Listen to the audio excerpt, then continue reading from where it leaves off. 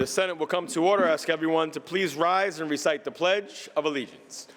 I pledge allegiance to the flag of the United States of America and to the republic for which it stands, one nation, under God, indivisible, with liberty and justice for all.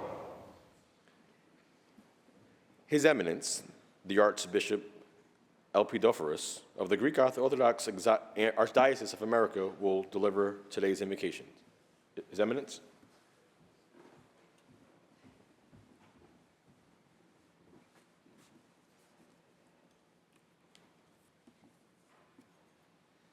May we bow our heads in prayer. In the name of the Father, and the Son, and the Holy Spirit. Amen.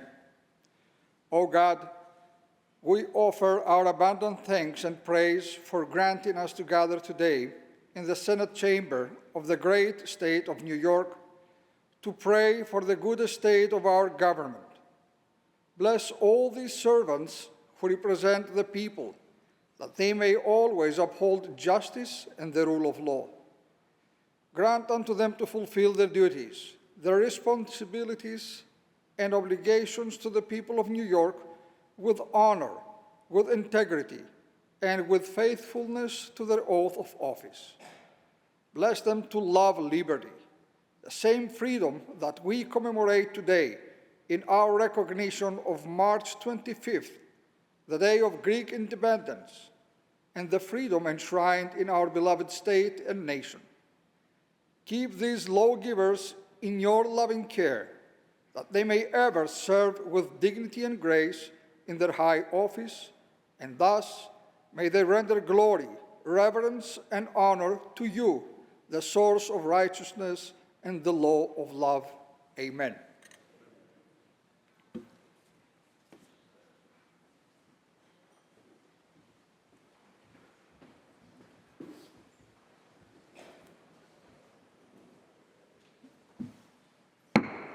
Reading of the Journal. In Senate, Tuesday, March 18, 2025, the Senate met pursuant to adjournment. The Journal of Monday, March 17, 2025 is read and approved on motion the Senate adjourn. Without objection, the Journal stands approved as read.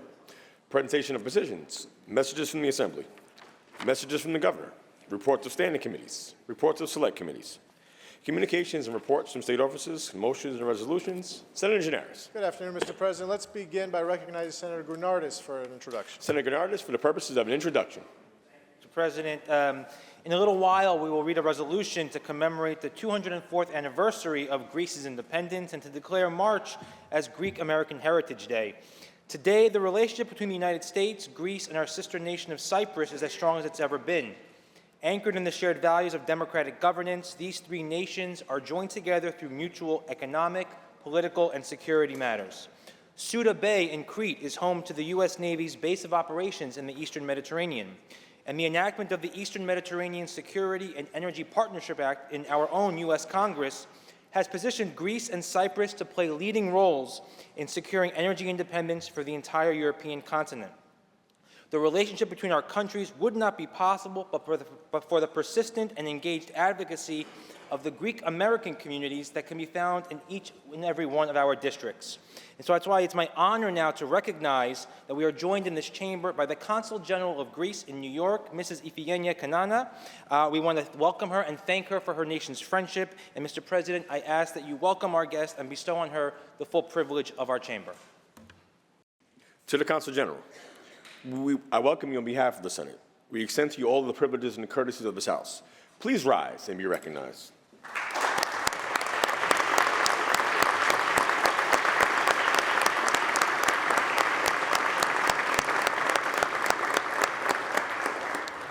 Senator Gianaris. Let's stick with the theme, Mr. President, and take up previously adopted Resolution 510 by Senator Gianaris. Read that resolution's title and call on the esteemed Senator Gianaris to speak. The Secretary will read. Resolution 510 by Senator Gianaris, memorializing Governor Kathy Hochul to proclaim March 2025 as Greek History Month in the state of New York, in conjunction with the commemoration of the 204th anniversary of Greek independence. The esteemed Senator Gianaris on the resolution. President. First of all, I want to second my colleague, Senator Gurnardis, in welcoming His Eminence, Archbishop Elpidophorus, here today. It is always a pleasure to have him join us in the Senate chamber, and of course our friends representing the Greek government. I know the Cyprus General Consul was also here, our Consul General, and he had to head back home, but he was with us earlier today at the luncheon where many of you were. This is the day of the year when I stand up and I tell you how much credit the Greeks deserve for everything that we experience in Western civilization. I'm going to leave a lot of that to Senator Gurnardis, who's a better student of history than I am, to go through. What I want to spend my time on today, in addition to all the wonderful things about the arts and philosophy and science and mathematics and our very democracy, which is under threat even in this country, is a discussion of architecture. And I want to spend this time talking about something that many of you may not appreciate or understand. So let's talk about ancient Greek, even ancient Roman architecture. So when you think about that, when you see it depicted in the movies, when you picture in your mind's eye what it was like back then, you probably think of these beautiful marble white buildings everywhere. In fact, that is not at all what they look like. Even our own state education building, in attempting to emulate that classical architecture, shows that. Did you know that back then all those buildings were painted very bright colors? So even the Parthenon or any of the other buildings you see would be red and blue and gold because they painted things the way we do. It's just that over the thousands of years, the paint has worn off. And so they look, when we found the ruins, they look to be white. And so here we are in modern times, like, that's what they were like. Let's make them all white. But in fact, not at all the case. I just wanted to share that bit of trivia with all of you. If you want to get a couple of buckets and head over to the education building, we can make it look more representative of what it was like back then. I think I'm going to do this every year, is find a new bit of trivia to share with you about our history. But of course, those of us who are of Greek extraction, my own parents are proud immigrants from Greece. Senator Gurnardis, Senator Skoufis here also share our Greek heritage, are very, very proud of it because it is the ultimate immigrant story, the story of Greeks in America, our story of people who came here. It sounds cliche, but it's true, with very little in their pockets, very little in terms of acquaintances or people they knew. They'd often come to this country just because they had a family friend or a cousin or someone who came first, and they just show up at their home and start a life. And a generation or two later, their children are senators or lawyers or doctors or successful in so many different ways in the U.S. because they sacrificed their lives for their children and their children's children.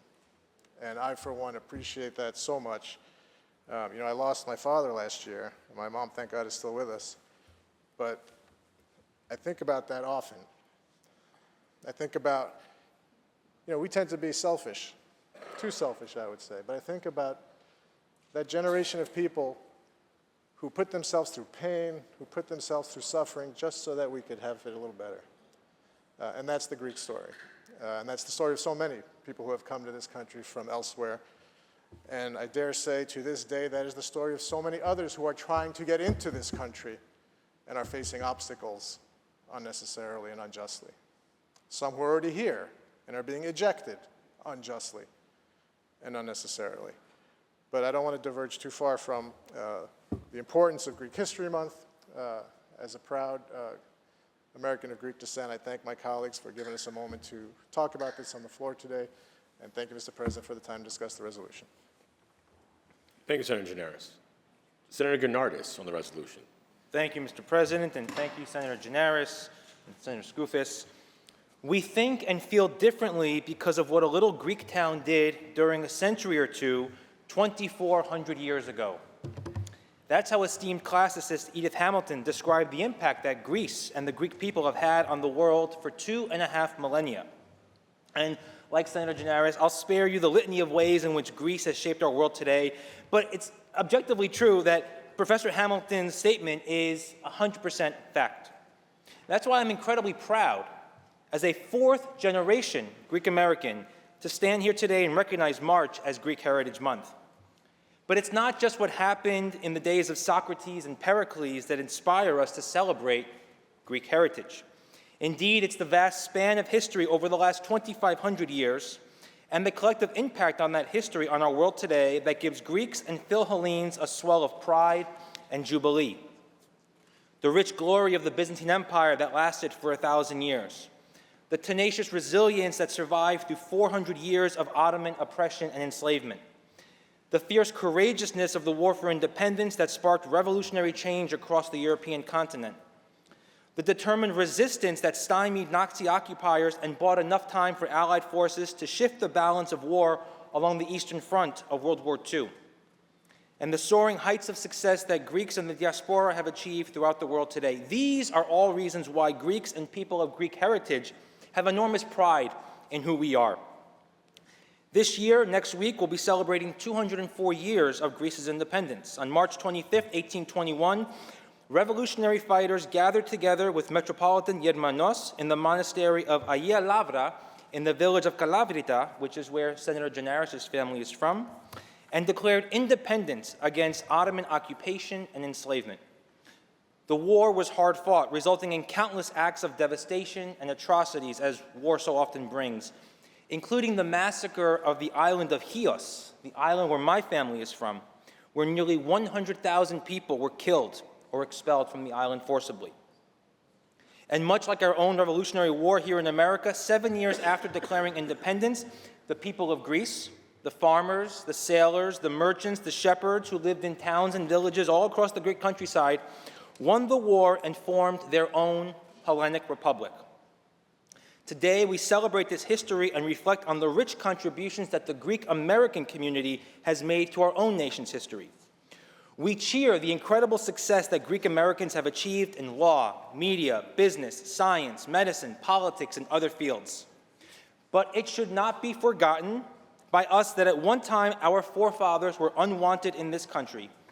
And at one time it was not uncommon to see crosses burning on the lawns of Greek houses. We cherish the personal stories of our own families who came to this country to seek their American dream and to create a better life for themselves. But it should not be forgotten by us that there was a time when this country would not accept more than 100 immigrants a year from Greece, and yet we still smuggled ourselves in by the thousands and tens of thousands. We applaud at the remembrance of Archbishop Iakovos boldly standing beside Dr. King at the funeral of Reverend Reeb and then crossing the Pettus Bridge, or even our own Archbishop Abiloforos, who is here with us today, marching in the streets for Black lives. But it should not be forgotten by us that there were many, even in our own community, who did not and still do not see value in the struggle for civil rights and equality and condemned the actions of our own leaders. So as I reflect on today's commemoration of Greek heritage, and I think about the moment that we are living in right now, I find wisdom and guidance in the totality of the Greek American experience. I draw inspiration from the high points of our stories as well as the trials our community has faced. And I remain ever hopeful that we as a community will remember the struggles our ancestors faced, and we open our hands and we open our hearts to all those whose stories mirror our own and embrace our fellow human beings as true brothers and sisters. And so with that, Mr. President, I say with great pride, happy Greek Independence Day, Zito Ielas. Thank you. Thank you, Senator Gianaris. The resolution was adopted on March 18th. Senator Gianaris. Can we now take up privileged resolution 529 by Leader Stuart Cousins? This is the resolution honoring the Legislative Women's Caucus. We have agreed that there will be one senator from each side of the aisle speaking on this only, so we don't spend the whole afternoon on it. So please call on Senator Webb after we take up this resolution, and then Senator Helmy. There's a privileged resolution to desk. Secretary Reed. Resolution 529 by Senator Stuart Cousins, recognizing the honorees of the New York State Legislative Women's Caucus in conjunction with the observance of Women's History Month. Senator Webb on the resolution. Thank you, Mr. President. I rise as the proud chair of our Women's Issues Committee with the distinct honor and privilege to recognize all of our honorees who have come from all over the state as part of our Legislative Women's Caucus Women's History Month celebration. New York's history as the birthplace of the suffragette movement, the home of change makers and glass ceiling breakers, and in most cases, especially for women of color, brick ceiling breakers, like Shirley Chisholm, Constance Baker Motley, Ida Samus, Ruth Bader Ginsburg, and countless others makes today particularly auspicious. We all stand on the great shoulders of women who've come before us, some walking through these very doors with the responsibility to pass the torch forward and continue blazing a path forward for our collective change and progress. There is hardly a more urgent time and moment for us to continue this fight, as we are seeing and experiencing firsthand the systemic and deliberate erasure of women's excellence from both public records, commemorations, and in a backwards purge of our own history by the federal government. Some people falsely believe that if we are out of sight, we will be out of mind, and our indelible contributions as women can be chipped away, that our existence will be subdued, relegated, and in some cases subjugated to a point where we are considered less than human. I am here as proof, along with my fellow colleagues who broke their own glass ceilings and served as first in their own ways, that those hard battles won can never be undone because we all benefit from it. Together, we have made the New York State Senate a more representative body and advanced transformational policies around women's health care, anti-discrimination, maternal well-being, equal opportunity that help to shape a much wider path for all of us to follow.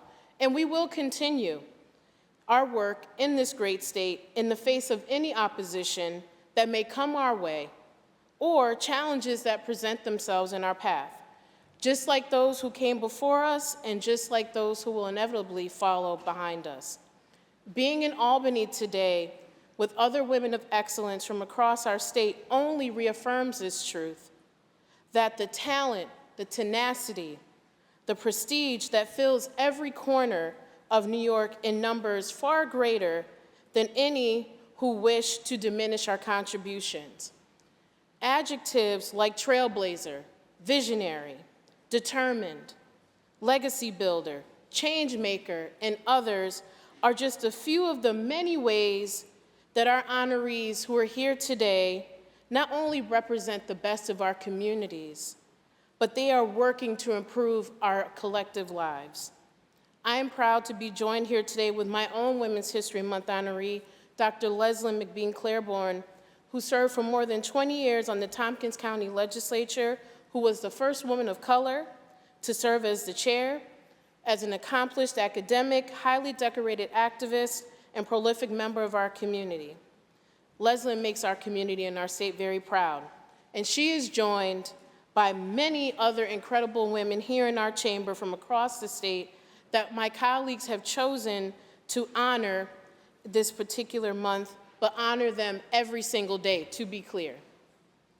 They are lifelong advocates, educators, electeds, leaders who hold many titles, some that are paid, and most often some that are not. But they are committed to ensuring that our state continues to thrive, and they make us better. You bring us all great pride, and we thank you all for the work that you have done and the work that you will continue to do on behalf of all of our communities that make us the Empire State. I want to thank our Majority Leader who continues to shatter barriers every single day, our Senate Majority Leader, Andrea Stewart-Cousins. Also, all of our members of the New York State Legislative Women's Caucus for elevating this year's honorees and once again commemorating this important month this year and for many more months and years to come. Mr. President, I proudly vote aye, and I encourage my colleagues to do the same. Happy Women's History Month. Thank you, Senator Webb.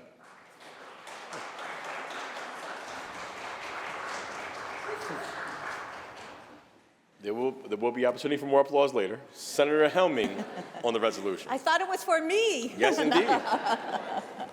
Thank you, Mr. President, and thank you, Senator Webb, for those wonderful words. I'm so honored to stand before this body to commemorate Women's History Month and our Legislative Women's Caucus honorees. There's a saying that I think probably all of us are familiar with. In order to know where you're going, it's important to know where you've been. By understanding the challenges women have endured throughout our state and our nation's history, and importantly, the contributions they've made, we not only deepen our understanding of the past, but we heighten our collective determination to keep going, to achieve the progress that we need, and honestly, the progress that we deserve. This year, Women's History Month theme is Moving Forward Together, Women Educating and Inspiring Generations. We are celebrating women who have dedicated their lives to education, mentorship, and to leadership. So it's fitting that my Women's History Month honoree this year is Amy West. Amy is a wonderful person. She's an entrepreneur. She's a leader in the education field. She serves as a Monroe County BOCES #1 school board member. She has been a past school board president for the Honeoye Falls Lima School District. She is a small business owner. She owns 2 grocery stores, and she's a mentor, and just as importantly, she is a mother. I'd like to congratulate Amy and all of the Women's History Month honorees. I have to say it was such a treat at the luncheon this afternoon hearing about these incredible women. All across the state, women are leading courageously, fiercely, sometimes quietly, but oftentimes fiercely, for equal rights, for equal pay, equal protection, and equal opportunity. My Senate district, the 54th District, is home of the Ontario County Courthouse, where in 1873, Susan B. Anthony was tried and convicted of voting illegally as a woman. This year, we proudly mark the 105th anniversary of the 19th Amendment, granting women the right to vote. As the saying goes, we've come a long way, yet we recognize the ways in which we must still go. And we have so far to go. And you know, I was reminded of that downstairs on display as part of the Women's History Month. There are a number of banners, and there's one that really, it grabbed me. First of all, because the quote is from Clara Barton. Many of us know her as the founder of the American Red Cross. The quote reads, "I shall never do a man's work for less than a man's pay." That resonates with me today because you know what? Women are still not being paid equally. The United States Census data shows that women are earning in equal jobs 84 cents to a man's $1. We've got to continue to fight, push back against that for equal pay. To all the women who are here today, to the female leaders everywhere who inspire all of us, and most importantly, to our young girls and our young women, we see you, we celebrate you, and we thank you. In order to know where you're going, like I said, it's important to know where you've been. Together, we are going to keep going for our daughters and our granddaughters and for the good of our great Empire State. Mr. President, I vote yes on this resolution and urge my colleagues to do the same. Thank you. Thank you, Senator Helming. To our guests, our phenomenal honorees, I welcome you on behalf of the Senate. We extend to you all of the privileges and courtesies of this House. Please rise and be recognized.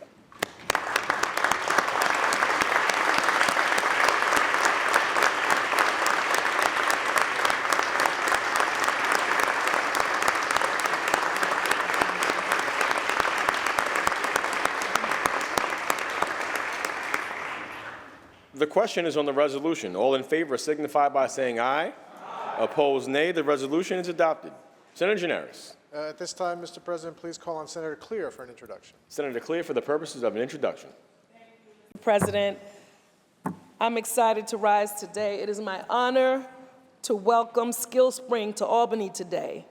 I appreciate your indulgence as you allow me to brag about a program that is equal parts healthcare, workforce, education, empowerment, and economic development all at the same time. The New Jewish Homes SkillSpring program reaches out to high school students, often from public housing, and pays them to become certified nurse assistants, while guaranteeing permanent job placement at the end. SkillSpring is an initiative that has major intergenerational effects. Our youth learn a valuable skill, responsibility, and compassion, and our older New Yorkers have someone to pass along their wisdom, insight, and share life experiences with. Lifetime bonds are often formed. To date, SkillSpring has created healthcare career pathways for over 1,100 young people, providing them the mentoring, training, and allied health accreditation that leads to good-paying jobs, career pathways, and the rewards of a profession well pursued. I've never missed an opportunity to attend a graduation, and I hope that I never do. Every time I attend, I see the work that's being done. I see our money pay off in our young people. I see pride, I see purpose. And I think that is something that we have to do much, much more for our young people and also build our workforce. So today, I just want to thank you for all that you do. I know some of the students had to leave. They had to train to catch, but today I'm going to welcome, well, he was here, SkillSpring alumni Christopher Kelly Davis and Damian Harvey, SkillSpring staff Elisa Herman, Tanya Isaacs, Alita Maristani, Sarah Daly from Leading Age, thank you for your support, Laura Nyland from the Metropolitan Jewish Health System and Arch Care. Mr. President, please recognize them and afford them all the cordialities of the Senate. Thank you. Thank you, Senator Clear. To our guests, I welcome you on behalf of the Senate. We extend to you all of the privileges and courtesies of this House. Please rise and be recognized.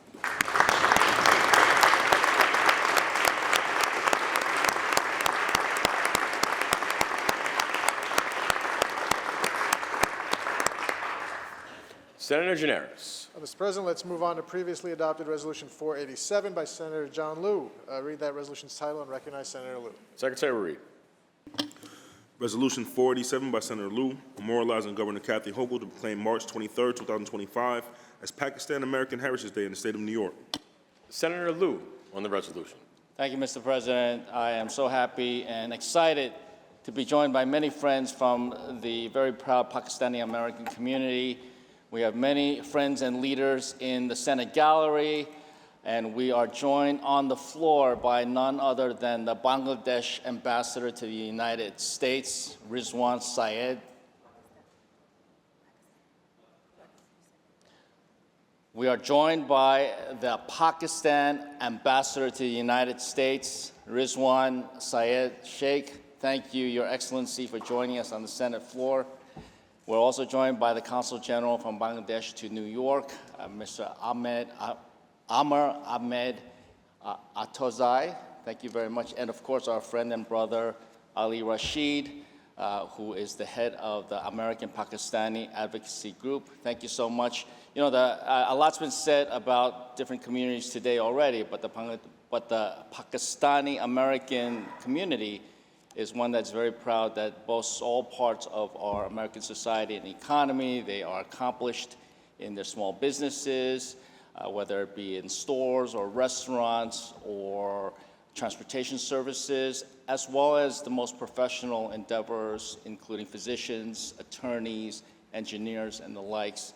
And we would not be the state of New York today if not for this very important and influential Pakistani American community that we celebrate with the designation of Pakistani American Day on March 23rd. So, Mr. President, please accord our distinguished guests all the celebration and valor of this chamber. Thank you. Thank you, Senator Liu. To our distinguished guests, I welcome you on behalf of the Senate. We extend to you all of the privileges and courtesies of this House. Please rise and be recognized.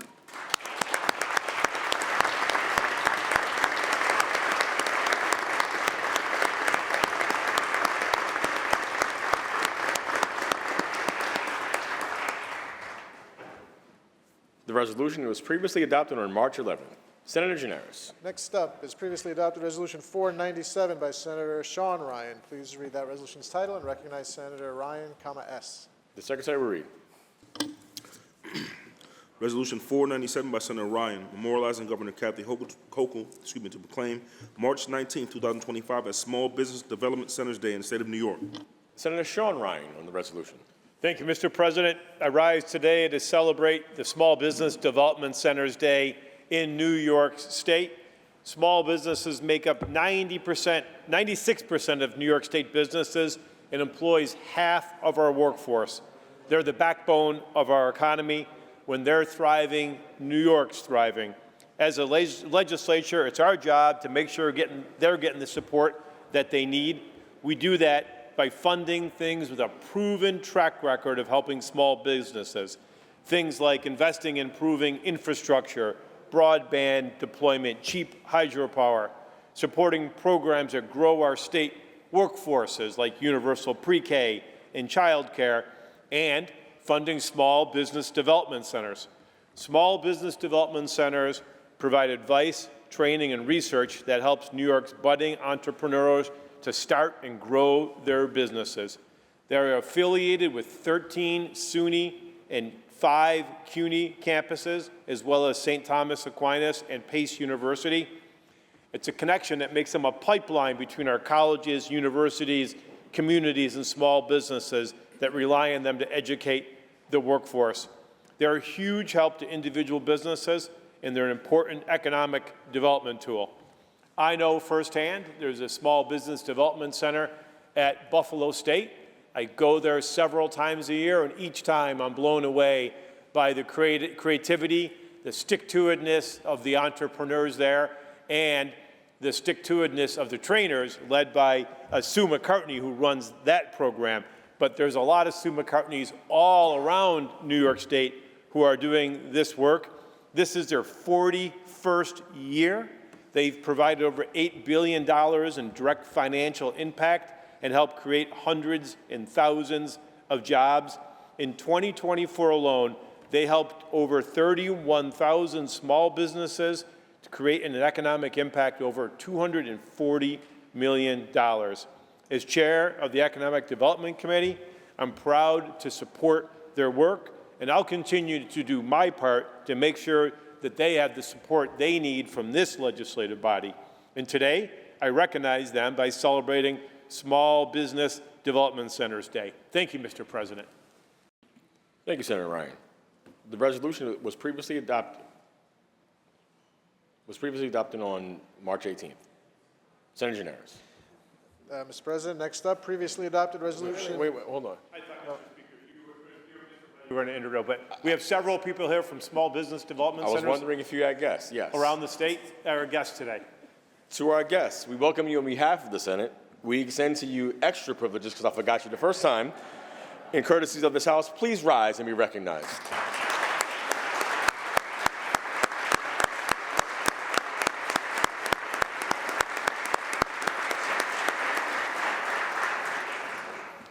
The resolution was previously adopted on March 18th. Senator Gianaris. And now, Mr. President, let's take up previously adopted resolution 442 by Senator Hinchey. Read that resolution's title and recognize Senator Hinchey. Secretary Reed. Resolution 442 by Senator Hinchey, commending New York maple producers during the annual Maple Weekends on March 23rd to 22nd, 23rd, 2025, and March 29th through 30th, 2025. Senator Hinchey on the resolution. Thank you, Mr. President.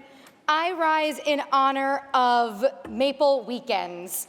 The first Maple Weekend began as Maple Sunday in 1995, a single-day event to celebrate the maple harvest and connect the public with local producers.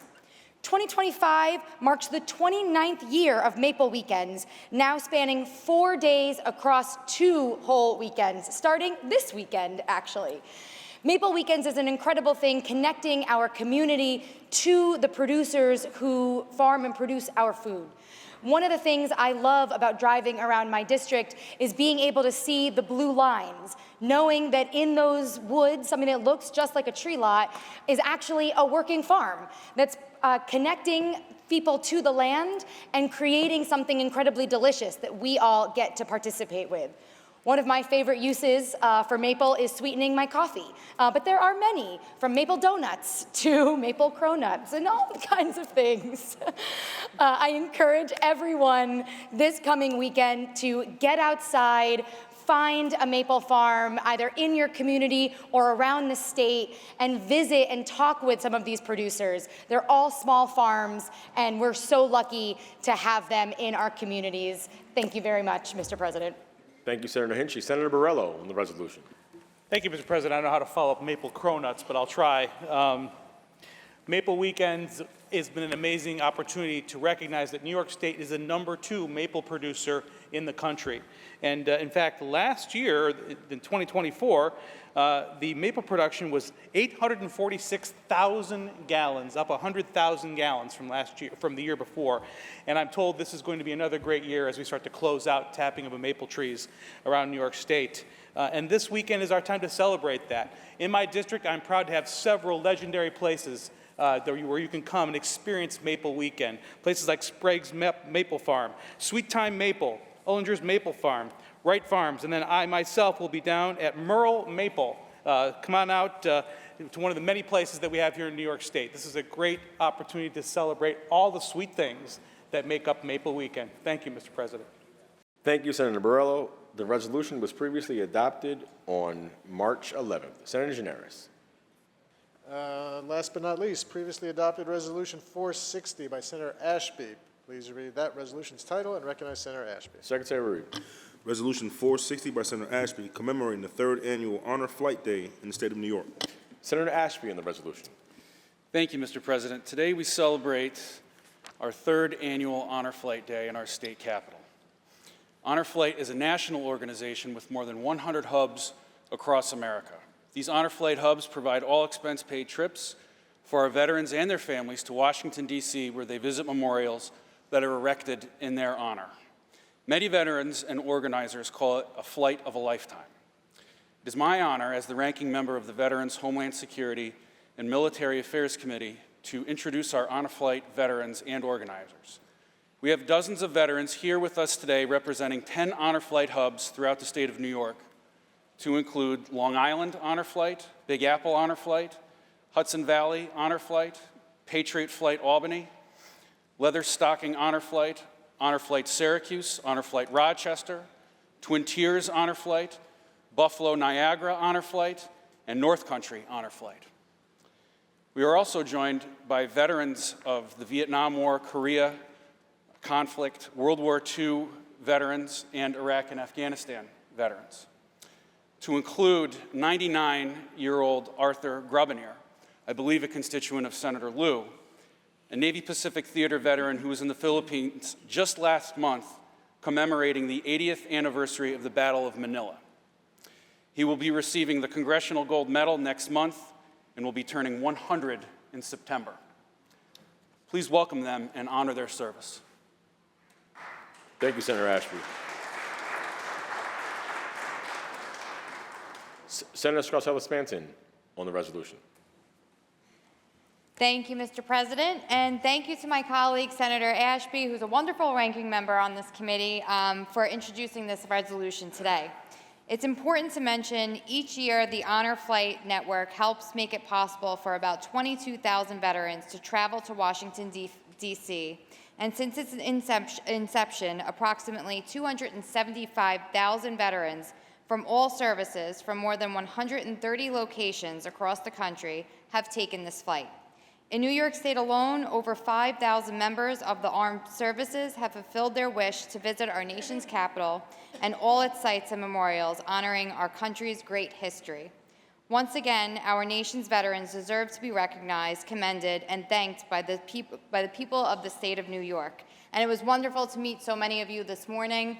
Thank you again to my colleague, Senator Ashby, for introducing this. Proudly vote aye. Thank you, Senator Scarcella-Spanton. To our guests, we thank you for your sacrifice and we appreciate and applaud your service. I welcome you on behalf of the Senate. We extend to you all of the privileges and courtesies of this House. Please be recognized.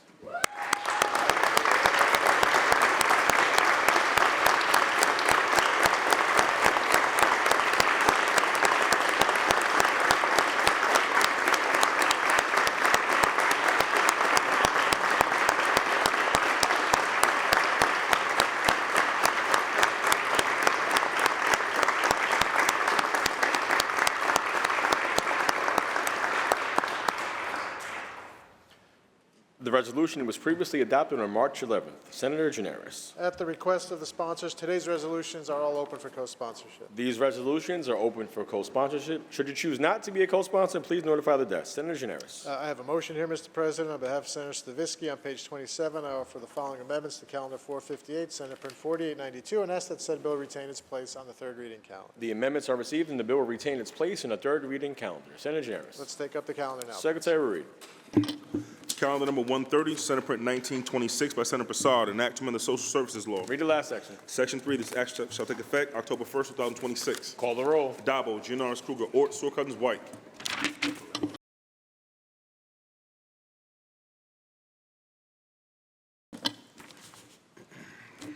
Announce the results. In relation to calendar 130, voted in the negative are Senators Borrello, Oberacker, and Walczak. Ayes 57, nays 3. The bill is passed. Calendar number 289, Senate Print 568 by Senator May, an act to amend the election law. Lay it aside. Calendar number 293, Senate Print 1809 by Senator Fernandez, an act to amend the election law. Lay it aside. Calendar number 378, Senate Print 4980 by Senator Martinez, an act to amend the general municipal law. Read the last section. Section 2, this act shall take effect immediately. Call the roll. Dabo, Gianaris, Kruger, Ort, Stewart Cousins, White.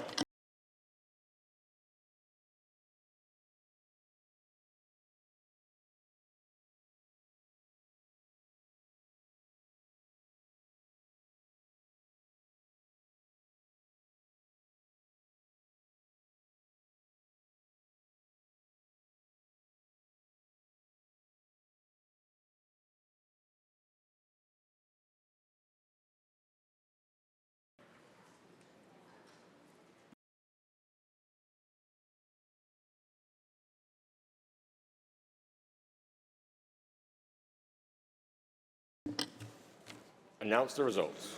In relation to calendar 378, voted in the negative. In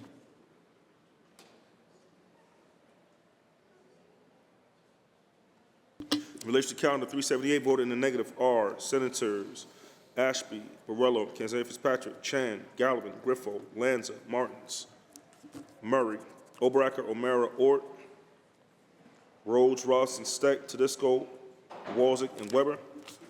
Ayes 42, nays 18. The bill is passed. Calendar number 433, Senate Print 4852 by Senator Skoufis, an act to amend the executive law. Read the last section. Section 4, this act shall take effect immediately. Call the roll. Adabo, Gianaris, Kruger, Ort, Stewart Cousins, White.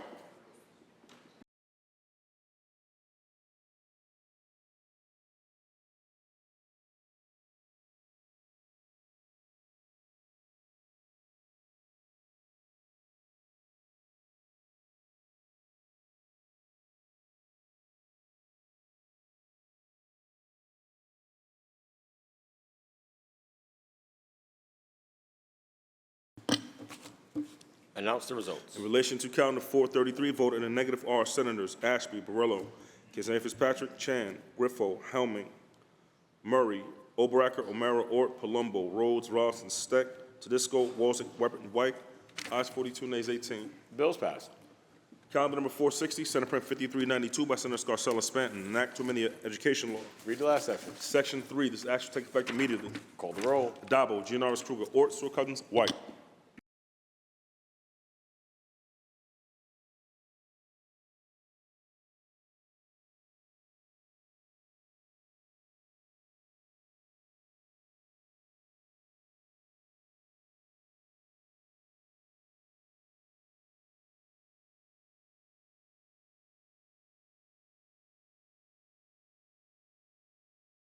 Announce the results. In relation to calendar 460, voted in the negative are Senators Borrello, Griffo, Helming, O'Mara, Rhodes, Tedisco, Walczak, Weber, and White. Ayes 51, nays 9. The bill is passed. Also Senator Martinez. Ayes 50, nays 10. Bill's passed. Calendar number 43, Senate Print 4911 by Senator Hinchey, an act to amend the Agriculture and Markets Law. Read the last section. Section 2, this act shall take effect immediately. Call the roll. Adabo, Gianaris, Kruger, Ort, Stewart Cousins, White. Announce the results. Ayes 60. The bill is passed. Calendar number 487, Senate Print 1287A by Senator Prasad, an act to amend the Public Health Law. Read the last section. Section 2, this act shall take effect on the 30th day, it shall become a law. Call the roll. Adabo, Gianaris, Kruger, Ort, Stewart Cousins, White. Announce the results. Ayes 60. The bill is passed. Calendar number 528, Senate Print 2011 by Senator Parker. An act to direct the Department of State and Public Service Commission to jointly study and report upon the provision to consumer credit reporting agencies. Read the last section. Section 4, this act shall take effect immediately. Call the roll. Adabo, Gianaris Kruger, Ort, Sewell Cousins, White.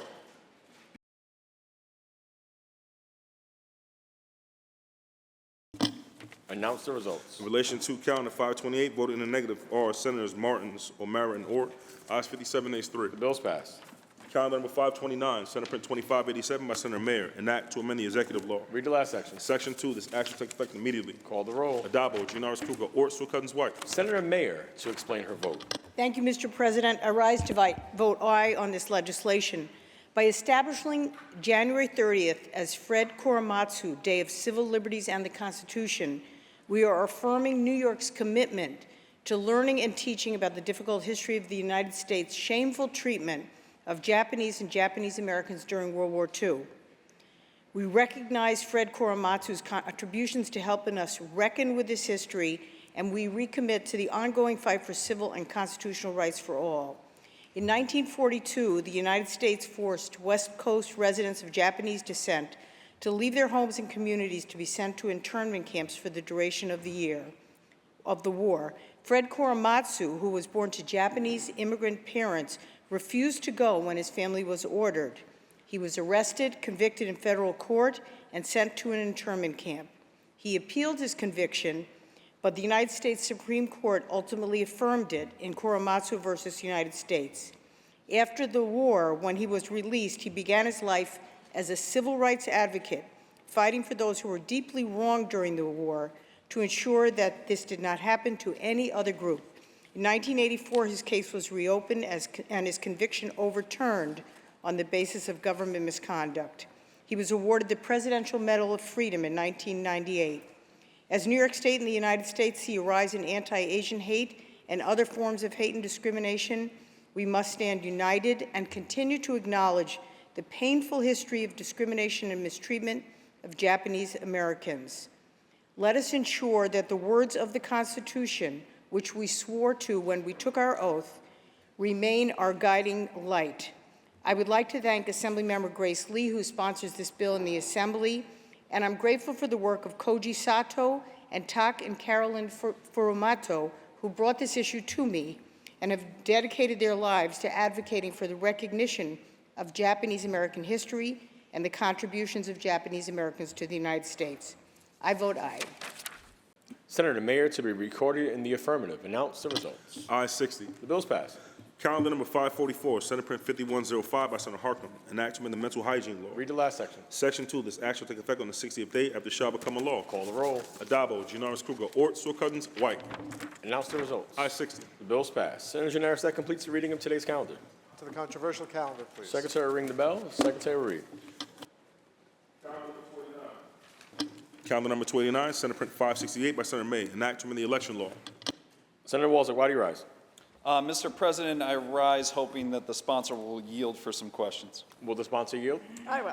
The sponsor yields. Through you, Mr. President, this bill will allow new portable polling sites during early voting, even 2 weeks before Election Day. Will private businesses be eligible to be a location for polling sites? Through you, Mr. President.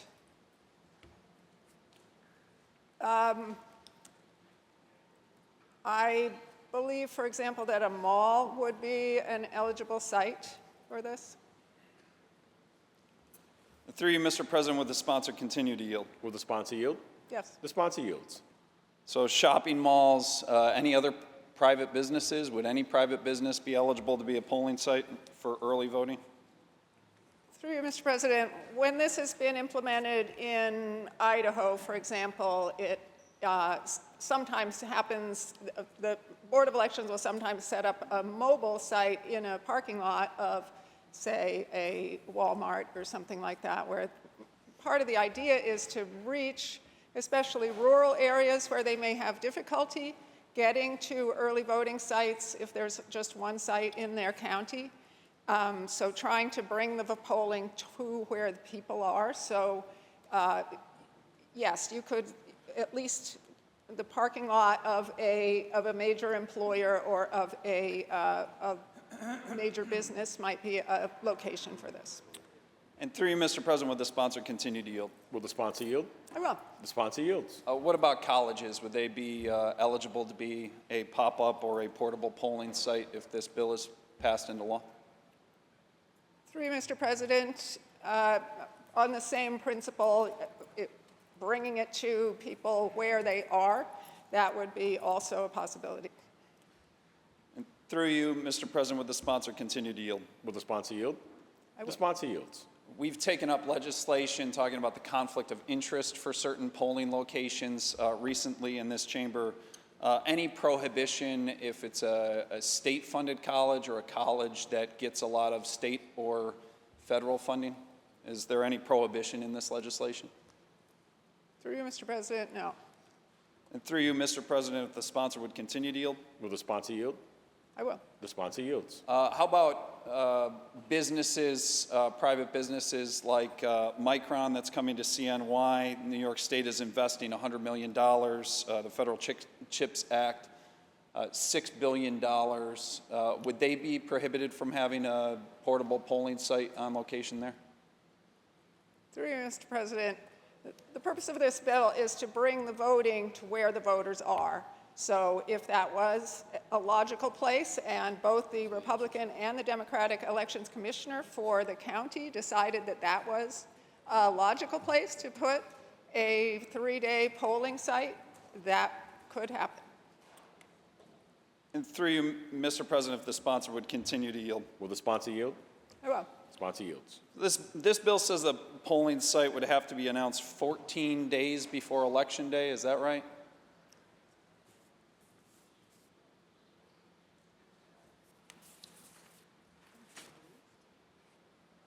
I believe it's, 14 days before early voting begins, is my understanding. And through you, Mr. President, if the sponsor would continue to yield. Will the sponsor yield? Yes. The sponsor yields. Looking at lines 8, 9, and 10 of your bill, the designation and State Board of Elections based on the designation and location of any portable polling place shall be made no later than 14 days before an election. I would take that to be 14 days before Election Day. Am I reading your legislation wrong? It's 14 days before early voting starts?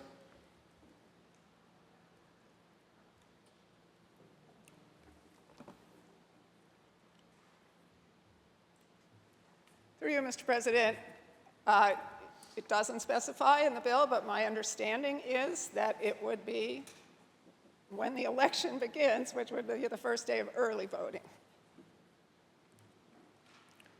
Through you, Mr. President, if the sponsor would continue to yield. Will the sponsor yield? I will. The sponsor yields.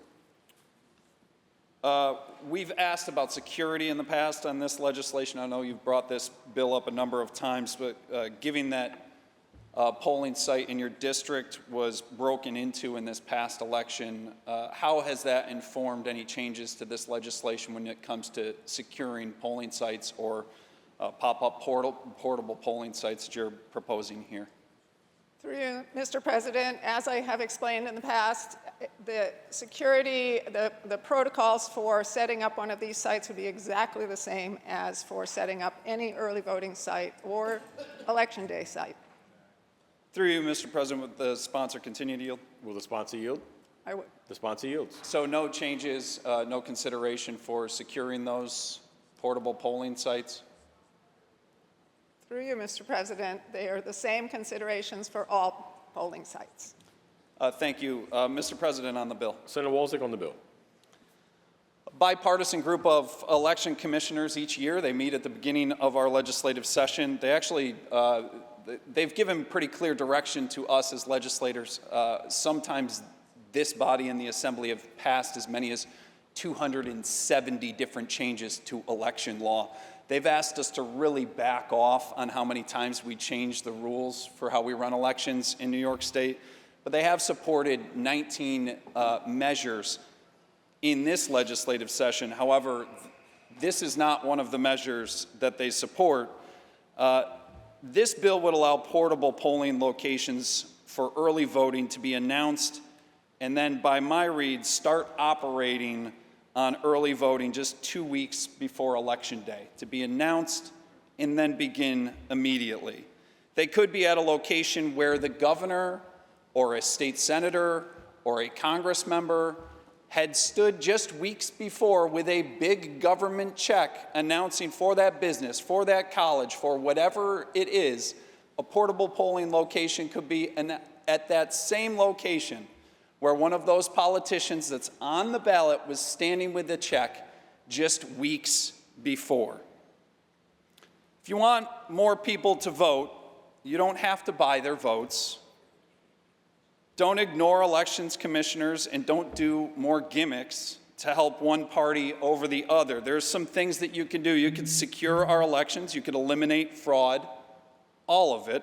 You could require voter ID, listen to our elections commissioners, and you could stop constantly changing the rules for how our elections run in New York State. This bill will only result in more confusion and skepticism about our electoral process. It will do nothing to change turnout or faith in our democratic process in the state of New York, and I'll be voting no. Thank you.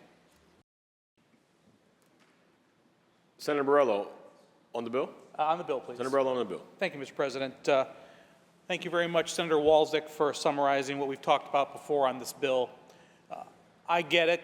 We want to make sure that anybody and everybody gets to vote. But we can't do it at the expense of security and ensuring that people have faith that our elections are fair and secure. And unfortunately, this does none of that. We've asked in the past, what kind of security? And the answer is, well, the same kind of security that we have for other polling sites. I don't know, I'm not 100% sure, but I don't think any polling site is located inside of an RV somewhere on the road. We have to have specific measures to secure these places. You know, always when we do these things, the answer I always hear from my colleagues on the other side of the aisle when we start talking about how these things will be done fairly is that, don't worry, we have bipartisan boards of elections throughout New York State.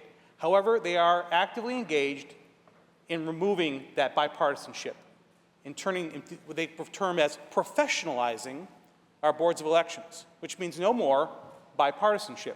It means the party in power in that particular county, municipality, city, whatever it is going to decide who works at the Board of Elections. So that's going to go out the window too. You know, I've referred to these things as voter food trucks and kind of made fun of the fact that, you know, we need to put these things on wheels and move them around. But the reality is we need to make sure there is security. I heard earlier today that democracy in our country is under assault, and we have a threat to democracy. I hear threat to democracy often. I can't think of a greater threat to the democracy of the United States than people losing faith that our elections are fair and secure and that their vote actually counts. And gimmicks like this will move us in the wrong direction to securing the most important part of democracy, which is ensuring that everyone has faith that our elections are fair, honest, and secure. So I will continue, for I think the 5th time now, to vote no on this bill. Thank you, Mr. President. Are there any other senators wishing to be heard? Seeing and hearing none, debate is closed. The Secretary will ring the bell.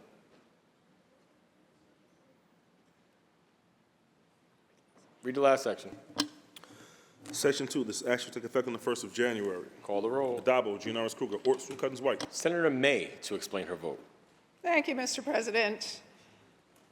I want to start by saying that the initial questioning about where these locations could be was deeply disingenuous because, as it is right now, polling places are located at schools, at colleges, at workplaces of various kinds, and any of the supposed conflict of interest that my colleague was raising could have been happening for centuries at those locations.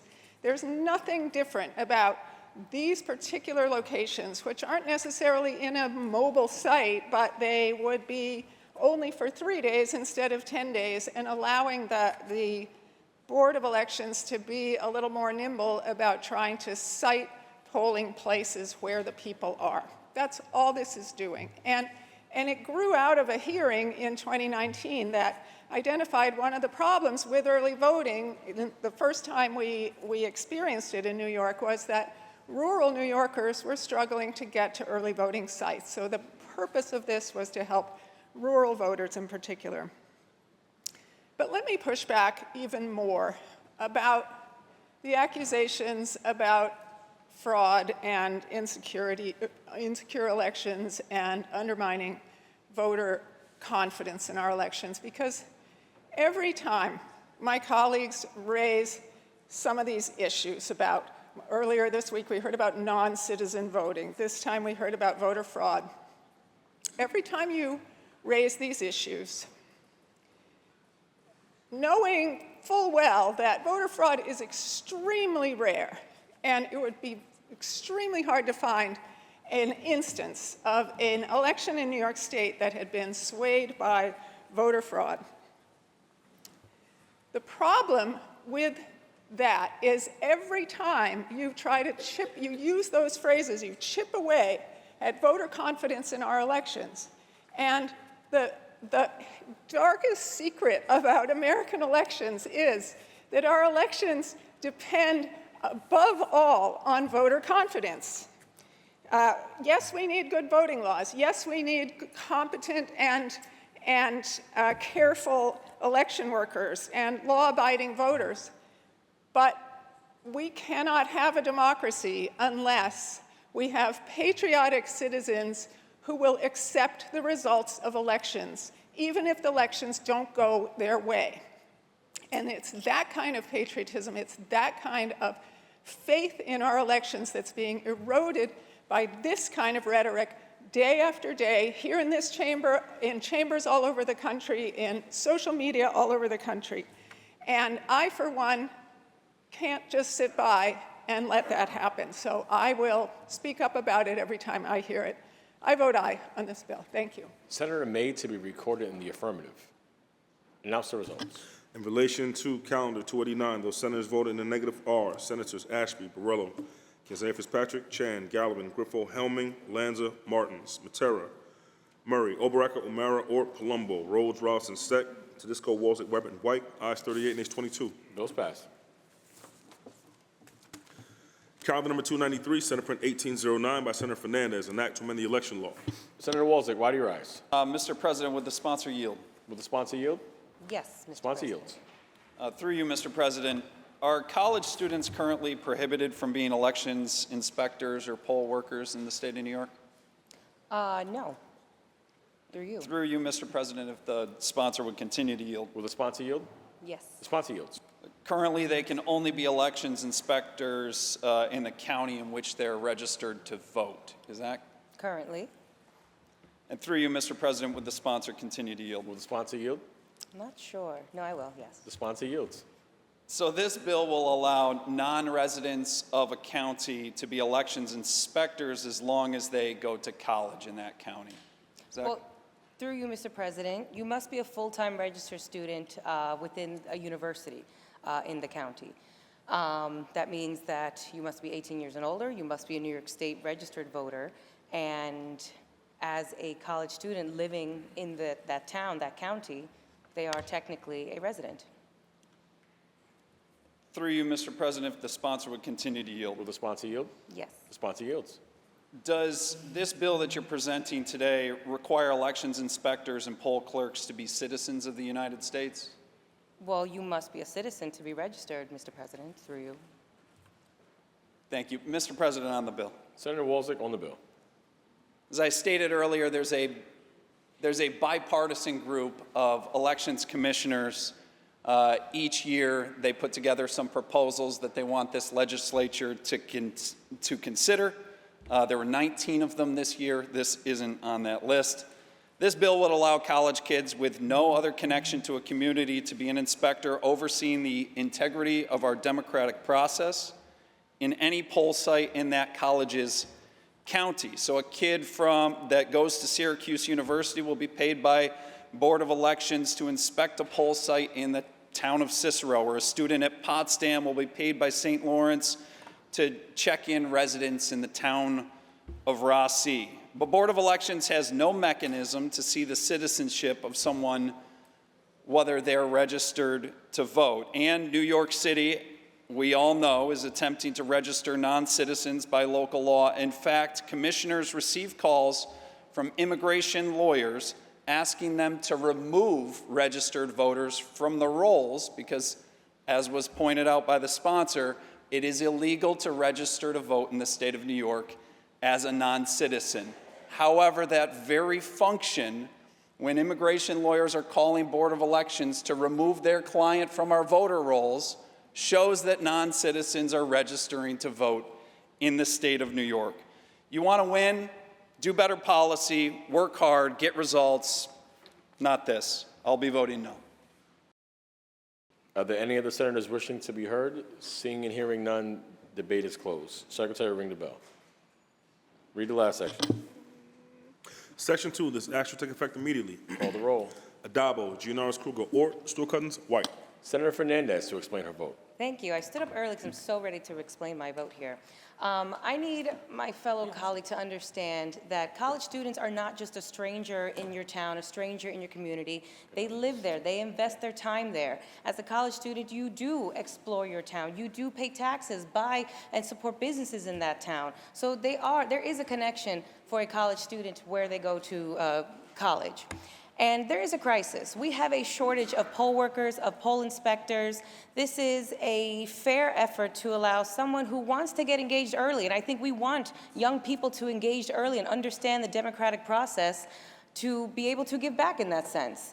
There is no gotcha moment here that a non-citizen is going to register and then become a poll worker and then do something to the polls. There are strict rules that already exist in election law that you cannot infiltrate, or not infiltrate, but you cannot engage with voters to sway a vote. You can't do that already. So if there's fear that maybe a young person that is in an Ivy League school might have an opinion at the poll site, they have to keep that to themselves. But this offers an opportunity for that young person to get an extra income, again, to be engaged in the political process much earlier in their life, and to help the crisis that is with the lack of poll workers and poll coordinators. So I probably vote for this bill because we should be allowing people that want to help our election system do that and to relieve the crisis that is with poll workers, thus probably limiting poll sites. So I vote aye, and I thank everyone here for voting aye.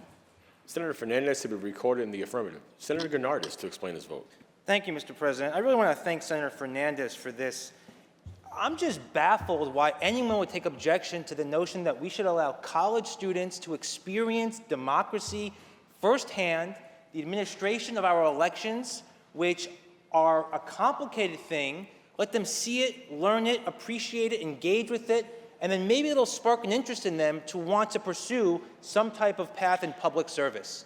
It just baffles my mind that we're going to discriminate and that we hear people on the other side say kids who go to college are not worthy enough to be poll watchers or poll inspectors during an election. That just boggles my mind. The state of Oklahoma is now mandating that students have to learn about election irregularities, right? What better way to actually show people how elections are run and administered than by training college students who want to do this work to learn about how their local elections happen and then give them the opportunity to do so. Mr. President, every year for the last couple of years, I teach a class on voting rights at Hunter College. And every year, when we have an election, I make an opportunity for my students to apply for the Board of Elections so that they can be poll watchers in their district. You know how many jump at that opportunity? Every single time I've taught that class, Mr. President, more than half of my classes jump at that opportunity because they want to learn. This body should not stand in their way, and for that, I proudly vote aye. Senator Gennardis to be recorded in the affirmative. Senator Martins to explain his vote. You know, look, I don't understand why it's always college students, and we always focus on college students. If you want to make it more available to people to work polls, let's talk about commuters. I got plenty of people in my district who commute to work every day. They commute to work in New York City. They go down into Manhattan. They go up into Westchester, different parts of the state. They do support the local economy. They pay local sales tax.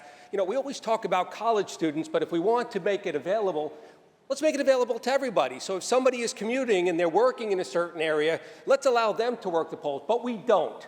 And there's a reason we don't, because we want to make sure that the people who are working the polls have historically been people who live in the area, know their constituents and their neighbors, and are able to properly service that. That's always been the case. And then we make exceptions.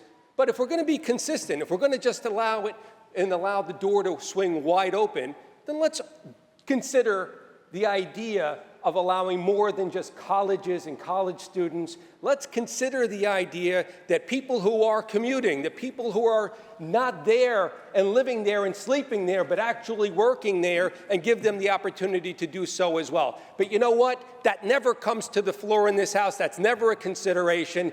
But yet, time and again, we're always talking about colleges and college students. Mr. President, I vote no. Senator Martin to be recorded in the negative. Senator Krueger to explain her vote. I want to thank Senator Martins. I think we should do exactly that, along with having college students be able to be poll workers at their schools or wherever, because we need more people to be involved in democracy, as my colleague so eloquently pointed out, and what a better training ground than actually working in an election. And for the record, I come from New York City. No one knows the people walking into the poll sites. The poll workers do not know they know who I am, happily. They're very happy to see me each time, but they don't know who's coming and going. The population changes constantly. The population is enormous. And we keep moving our poll sites every election, so it's not even the same location as the last time. So I'm not worried about that reality. But I think if more people want to be poll workers in a broader distribution of areas, I say yes, we need poll workers. And we only pay them $300 a day, but they have to get there at 6 a.m. to like 10 p.m., so talk to your neighbors about that too. Thank you. Senator Krueger to be recorded in the affirmative. Announce the results. In relation to counter 293, voted in the negative are Senators Ashby, Borrello, Kanzani, Fitzpatrick, Chan, Gallivan, Griffo, Helming, Martins, Matera, Murray, Oberacker, O'Mara, Ort, Palumbo, Rhodes, Roslin, Steck, Tedisco, Walzett, Weber, and White. Ayes 39, ayes 21. The bill is passed. Senator Gianaris, that completes the reading of the controversial calendar. Is there any further business at the desk? There is no further business at the desk. I move to adjourn until tomorrow, Thursday, March 20th at 11 a.m. On motion, the Senate stands adjourned until Thursday, March 20th at 11 a.m.